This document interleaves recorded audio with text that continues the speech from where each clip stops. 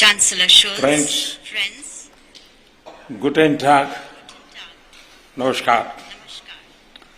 सबसे पहले मेरे और मेरे प्रतिनिधि मंडल के गर्मजोशी भरे स्वागत के लिए मैं चांसलर शोल्ज का हृदय से धन्यवाद करता हूं। मुझे खुशी है कि इस वर्ष की मेरी पहली विदेश यात्रा जर्मनी में हो रही है। इस वर्ष के शुरुआत में किसी विदेशी लीडर के साथ मेरी पहली टेलीफोन वार्ता भी मेरे मित्र चांसलर शोल्ज के साथ हुई थी। चांसलर शोल्ज के लिए भी आज की भारत जर्मनी आईजीसी इस वर्ष की किसी भी देश के साथ पहली आईजीसी है। ये कई फर्स्ट दर्शाते हैं कि भारत और जर्मनी दोनों ही देश इस महत्वपूर्ण पार्टनरशिप को कितनी प्राथमिकता दे रहे हैं। लोकतांत्रिक देशों के तौर पर भारत और जर्मनी कई कॉमन मूल्यों को साझा करते हैं। इन साझा मूल्यों और साझा हितों के आधार पर पिछले कुछ वर्षों में हमारी द्विपक्षीय संबंधों में उल्लेखनीय प्रगति हुई है। हमारी पिछली आईजीसी 2019 में हुई थी। तब से विश्व में महत्वपूर्ण परिवर्तन हुए हैं। कोविड-19 महामारी ने वैश्विक अर्थव्यवस्था पर विनाशकारी प्रभाव डाला है। हाल की जियोपॉलिटिकल घटनाओं ने भी दिखाया कि विश्व की शांति और स्थिरता कितनी नाजुक स्थिति में है और सभी देश कितने इंटरकनेक्टेड हैं। यूक्रेन के संकट के आरंभ से ही हमने तुरंत युद्ध विराम का आह्वान किया और इस बात पर जोर दिया था कि विवाद को सुलझाने के लिए बातचीत ही एकमात्र उपाय है। हमारा मानना है कि इस युद्ध में कोई विजयी पार्टी नहीं होगी, सभी को नुकसान होगा। इसलिए हम शांति के पक्ष में हैं। यूक्रेन संघर्ष से उत्पन्न उथल-पुथल के कारण तेल की कीमतें आसमान छू रही हैं। विश्व में खाद्यान्न और फर्टिलाइजर की भी कमी हो रही है। इससे विश्व के हर परिवार पर बोझ पड़ा है, किंतु विकासशील और गरीब देशों पर इसका असर और गंभीर होगा। इस संघर्ष के ह्यूमैनिटेरियन इंपैक्ट से भारत बहुत ही चिंतित है।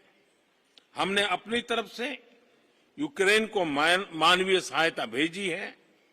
हम अन्य मित्र देशों को भी अन्य निर्यात, तेल आपूर्ति और आर्थिक सहायता के माध्यम से मदद करने की कोशिश कर रहे हैं। आज छठी आईजीसी में से भारत जर्मनी भागीदारी को एक नई दिशा मिली है। इस आईजीसी ने एनर्जी और एनवायरनमेंट दोनों क्षेत्रों में हमारे सहयोग को महत्वपूर्ण गाइडेंस दिया है। मुझे विश्वास है कि आज किए गए निर्णयों का हमारे क्षेत्र और विश्व के भविष्य पर सकारात्मक प्रभाव पड़ेगा। आज हम Indo Germany partnership on green and sustainable development launch कर रहे हैं। भारत ने ग्लासगो में अपने क्लाइमेट एम्बिशन को बढ़ाकर विश्व को यह दर्शाया है कि हमारे लिए ग्रीन एंड सस्टेनेबल ग्रोथ एक आर्टिकल ऑफ फेथ है।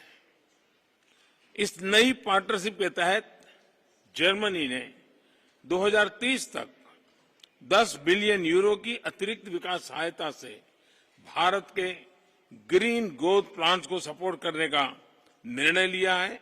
इसके लिए मैं जर्मनी और चांसलर शोल्ज को धन्यवाद देता हूं। हमारे कॉम्प्लीमेंट्री स्ट्रेंथ को देखते हुए हमने एक ग्रीन हाइड्रोजन टास्क फोर्स भी बनाने का निर्णय लिया है। दोनों देशों में ग्रीन हाइड्रोजन इंफ्रास्ट्रक्चर को बढ़ाने के लिए में यह बहुत उपयोगी रहेगा। भारत और जर्मनी दोनों को ही अन्य देशों में डेवलपमेंट कोऑपरेशन का लंबा अनुभव है।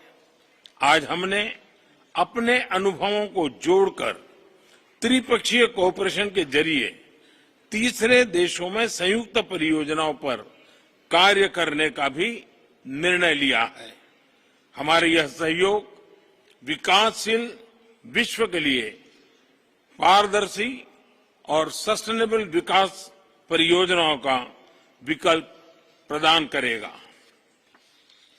फ्रेंड्स, पोस्ट कोविड काल में भारत अन्य बड़ी अर्थव्यवस्थाओं के मुकाबले सबसे तेज ग्रोथ देख रहा है।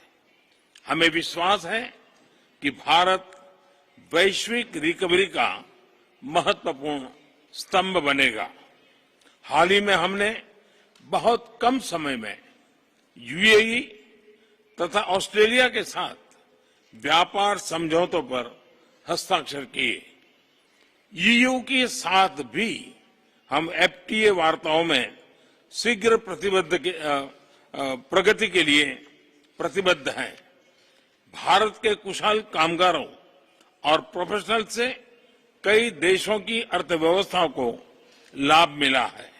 मुझे विश्वास है कि भारत और जर्मनी के बीच हो रहे comprehensive migration and mobility partnership agreement से दोनों देशों के बीच आवाजाही सुगम बनेगी। मैं फिर एक बार आज की समिट के लिए, आपके इनिशिएटिव के लिए आपका बहुत बहुत धन्यवाद करता हूं।